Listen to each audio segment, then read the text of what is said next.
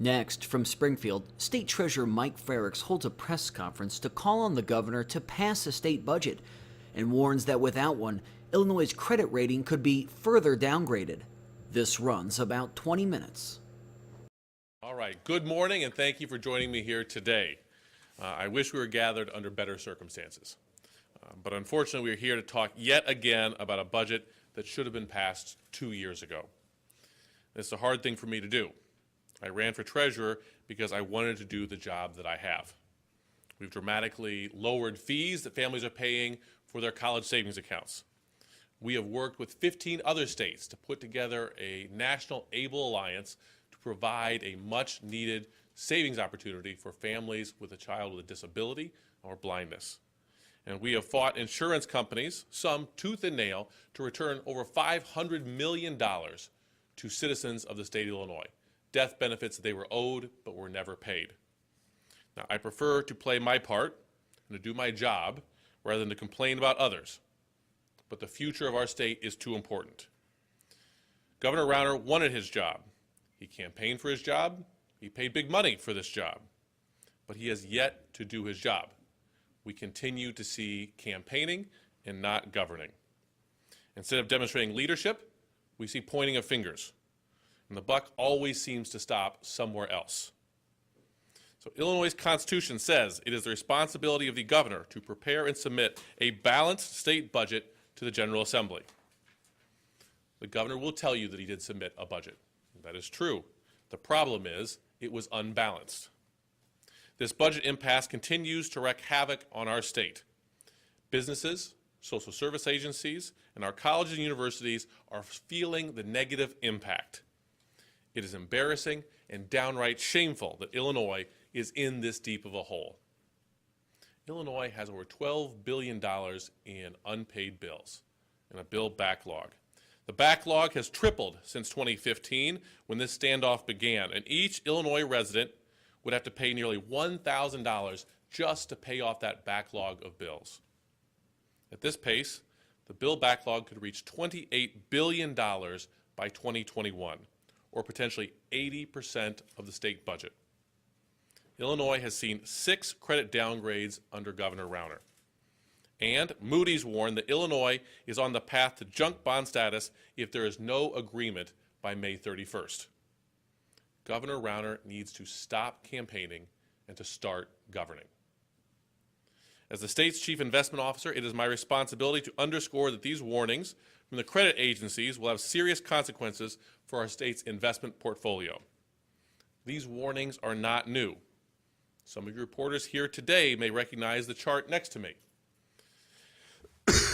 My predecessor sounded the alarm years ago about Illinois' budget insolvency, and in the time it has only gotten worse. Every time the governor has gone out for bonds, I have warned him about the consequences, including bigger interest payments. That burden will fall on taxpayers. The added interest we're paying will be ripped out of the wallets of Illinois citizens. Illinois cannot afford another credit downgrade. The loss of Illinois' investment grade rating could cost us tens of millions of dollars in fees because it could terminate interest rate swap contracts. It will make it more expensive for the state to borrow money. A recent $550 million bond issuance in June of 2016 is estimated to have cost the state an additional $70 million in interest alone. Another credit downgrade also will create long-term damage to the state's higher education system and to our social service providers. Public colleges and universities have not received a full appropriation in 2 years. And just last month, S&P Global Ratings downgraded the creditworthiness of 6 state universities: Northeastern Illinois University, Southern Illinois University, Eastern Illinois University, Governor's State University, Western Illinois University, and the University of Illinois. College is hard enough to afford as is. Rauner is driving these costs up even higher. As a resident of Champaign, a former state senator representing that area, and the former chair of the Senate Higher Education Committee, this really hits close to home. These credit downgrades harm the universities, the students who attend them, and the regional economies. And I'm joined here today by members of several local unions who represent tens of thousands of Illinois workers working at these universities who will be negatively impacted by these credit downgrades. We need to get these issues resolved and get our state back on track. Illinois has the worst credit rating of any state in the country. Businesses are leaving, students are leaving, and social service agencies are closing their doors. This is not the Illinois we want it to be. We want to grow our economy. We want Illinois to continue to be a good investment. We want Illinois to thrive. We need a budget, and I call upon the governor to do his job now. As I said, I'm joined today by representatives from various unions that represent employees at our state universities and individuals who have a real stake in capital infrastructure in our state. Something that would be very negatively impacted if we were reduced to junk bond status. We don't have any of them lined up to speak, but they all said they would be happy to answer any questions that members of the media might have. Well, Mr. Treasurer, thanks for being here. And you talk about campaigning. I'm wondering if, people out in all of Illinois, really get it. I mean, if you were to ask a man on the street outside segment or, outside this building, they might say, yeah, go Governor Rauner, fight that Mike Madigan. And, I'm wondering if messages like yours are really sinking in. Well, that's why we are doing this. The governor has requested my signature on bonding authority several times since he has been governor. He has asked to go out and issue more debt. And every time we have sent a letter outlining the implications of those actions. We've said what you should first do is pass a budget. It's clear that the rating agencies, in their statements, made it clear that the lack of a budget has been resulting in credit downgrades. What that means is every Illinois citizen is paying more in interest when we do this. There's a lot of talk about a capital bill. I think we're a long way away from doing that. We need to get a budget in place first, but if we're ever going to have a capital bill, it would be nice if we could improve our credit rating, because we are paying a lot. We will pay significantly more in interest. Money, instead of going to pay bondholders, should be going into our roads, into our buildings, into our education system. So I would say that I have written 6 letters to the governor's office and have received a reply to none of them. That's why we're taking this next step and following some of my predecessors in ringing the alarm, sounding the bells of what could happen because of lack of action. Treasurer, you Yes, sir. mentioned the state constitution, read that provision, but then right under that it says the General Assembly is the one that actually passes the budget. Are they culpable in any of this? Everyone shares some blame. But if you look at last week, former Governor Edgar's comments, Illinois Constitution is set up to have us a strong governor. That's a strong system of government. It doesn't mean that the individuals occupying that office are. But in the past, the governor has led the effort, has brought the parties together, and has had the levers or the carrots or the sticks to get something done. You cannot negotiate a budget while out on the campaign trail. You can't negotiate a budget through press conferences and television commercials. You have to be present here in Springfield, calling the leaders together to work out this deal. Part of that provision in the Constitution about passing a balanced budget talks about only being able to pass something of revenues that are estimated for that year. We haven't seen revenue estimate in 2 years. The legislature hasn't passed one of those. Do you think that that's one of the elements of this overall negotiating process that's not happening that the legislature needs to enact? I think you need to get the parties together, and then you need to have an actual dialogue. When we came in here to this office, I talked about some of the things we like doing. We wanted to make changes to our college savings program. I wanted to reduce fees that families are paying. And I can tell you the initial reaction from those investment managers was it can't be done. I understand. They did not want to reduce the income coming in to their company, but it was a priority for me. And rather than just pointing fingers, rather than calling them names and saying they're stealing money from the hard-working families of the state of Illinois, we sat down and we talked to them. And over a series of negotiations over about a month and a half, we listened to them, we identified what their concerns were, and we negotiated a settlement, an agreement, a contract that reduced fees Illinois families are paying by 57%. Now, I am not saying that an Illinois state budget is the same thing as renegotiating a contract. But you can learn that when you sit down and listen to the other side, when you get in the same room with them, when you don't get up and walk away from the table, you can eventually find a solution. Do you think the Senate negotiations that are going on right now are pointless? Are pointless? Without the governor's direct involvement? I think things would go better if you had leaders of both chambers and the executive branch working together. But in the absence of that happening, I applaud individual legislators for trying to find a solution. If the governor is not going to lead these negotiations, someone else has to step forward. The governor has said the Democrats want a tax increase, and that's it. That's their answer to things. He says that's the reason we don't have a budget, because the Democrats just want a tax increase. I would say the governor's made it clear he wants a tax increase as well. The two budgets he's proposed were out of balance. They could only be filled by a tax increase. His directors, going in front of Senate committees, refused to identify any cuts they would make.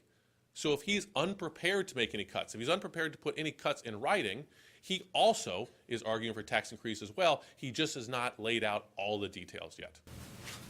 You mentioned that you have to sign off on borrowing. Have you been asked for more, and would you consider not signing off as another way to get, I think Judy Bart, some people in the past have said we won't agree to more borrowing unless. Yeah, we've consulted with our lawyers. This is something the Treasurer office has to sign off on.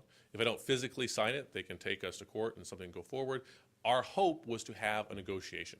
We have outlined in our letters our concerns. We've outlined how we would like to work together. We've been met with silence. I know just about everybody up there, but do you mind saying who everybody is? Oh, great. Okay, we have John Hanley here from International Union of Operating Engineers 399. Cinda Klickna from the IEA. We have Michelle Paul from the IFT. We have Joanna Webb-Govan with AFSCME and Sean Stott with Laborers. We know that if we want a well-trained workforce, our students have to get some sort of credential past high school, whether that be a four-year university degree, a associate's degree at a community college, or some sort of skilled trade they have to learn. They need to keep learning past high school today. And so you cannot say you have given more money to education when you have slashed funding for higher education by billions of dollars. But if you look at the Champaign paper over the last several years, I mean, it sounds like there's, somebody's chief of staff and assistant vice chancellors, et cetera, that it's layers of administration who don't directly impact professor to student contact. And the governor has made it sound like that's a problem, and I think that might resonate. Yeah, I think the governor gets to appoint members to the Board of Trustees for our state universities. If he would like to make some changes, I recommend that he appoint people to those boards of trustees who will come in and help find those efficiencies. The answer is not slowly starving these universities to death. You might say that people need to change their diet. You might say that they want to change some of their caloric intake. The answer to helping someone manage their diet is not to remove all food from them. These universities still provide a great asset to the state of Illinois. Part of the reason I think we still attract a lot of businesses and companies to this state is because our highly trained workforce. I liken this right now to eating your seed. If you are not investing in the long term, if you're not investing in the education of our young people, Illinois is not going to have a bright future. You can balance a budget today by cutting funding for higher education, but you're going to make it more difficult to balance budgets in the years to come if you don't properly fund higher education. In all of the budget talk that we've had, the governor's office usually comes back to Democrats like you and says, tell Mike Madigan to agree to some of the changes that we need to improve the business climate. How do you respond to that kind of thing? I would say look at Republican governors before. Look at comments from former Republican governors recently who say that you should put this personal agenda aside and negotiate a budget. And Governor Edgar said, I don't know how you can run a state without a budget. And that is the #1 priority and responsibility of a governor here in the state. So I would say this is not a partisan attack. My predecessors, Republicans like Dan Rutherford, Republicans like Judy Bart have also signaled the alarm on credit downgrades. And that's what we're doing here today. I didn't want to do this. I wanted to do my job. And my job, I think we've done a good job in this office. However, since we've not received any response and there's been no change in negotiating a budget, that's why we're holding this press conference today. How much interaction is there, or should there be, the treasurer's office and the governor's office? And if there is a relationship, does this ruin it, or where are we on relationships, and what does it matter? We both have responsibilities outlined in the state constitution. He has his set of responsibilities, I have mine. As the chief investment officer, though, I think it's my responsibility, as did my predecessors, to sound the alarm, to ring the bell when you see the state going in the wrong direction. And this is not just something that I have seen. Credit rating agencies have said this over and over again. I'm hoping to amplify their remarks, that if we do not have a budget in place by the end of May, they've made it very clear we risk junk bond status. And that has very real costs. It has real costs because it will mean when we go out and issue debt in the future, we will pay more. It has costs because it adds to the perception of the state of Illinois. If your bonds are junk, no state has gone to junk bond status before, that is a real problem. But also a lot of those credit default contracts that Governor Blagojevich entered into could be triggered and causing us to have to spend hundreds of millions of dollars today that is needed for education, for our social service providers and essential state government. Press release mentions a little bit about court orders, consent decrees, funding like 92% of government operations thus far. Again, back to the question of, does the governor, is he the one that passes a budget, or is that the job of the legislature to sit down, look at a revenue estimate, which they haven't done in 2 years, and actually balance a budget? It is a responsibility of everyone concerned here. But the governor's office has gone and gone to court and said state employees have to get paid. The governor has said, send me a K through 12 budget and I will sign this. The governor has pushed a lot of these things to get to the 92% of spending. And it's clear he has not fought on behalf of that 8%. A large part of that is public higher education and our social services. And that's why I'll repeat again, I don't listen to when someone says something is a priority. I look at their budget. I look at their actions, and then you can see clearly what is not a priority for this administration. But again, I mean, you're pointing a lot of fingers directly at the governor. I have yet to hear a really strong criticism of, the General Assembly. They're at their responsibility. What I would say is the Senate has tried to pass a budget. The Senate had negotiated for months on a grand bargain. The Senate was close to passing that until the governor inserted himself in this process and pulled votes off of that grand bargain. We might see ourselves debating a grand bargain in the House right now, but for the actions of the governor. And that's why I point a stronger finger at the governor. And the letters that you sent, what's the basic message? The basic message is, before you go out and issue more debt, we should get a budget in place.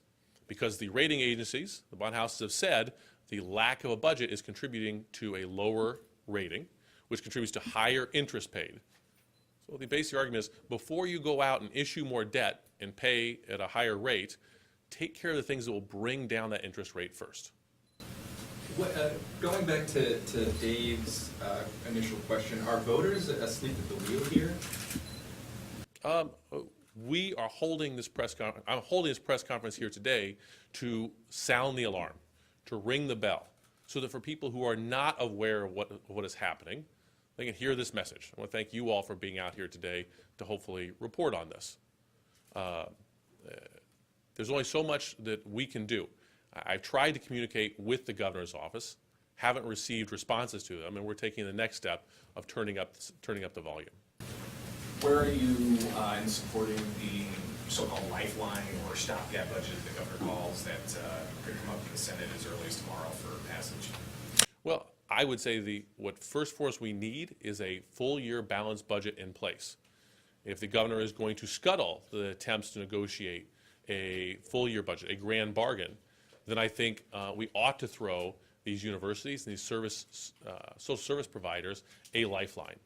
I mean, there is money growing in accounts. We ought to spend that and make wise investments. And I tell people over and over again, I'm the chief investment officer of the state of Illinois. We look at a lot of investments to bring in more revenue for the state. But I don't think there is any investment we make that we get a higher rate of return on than by investing in the education of our young people. So I think that is worth doing. Thank you. All right, thank you all. You're watching the Illinois Channel.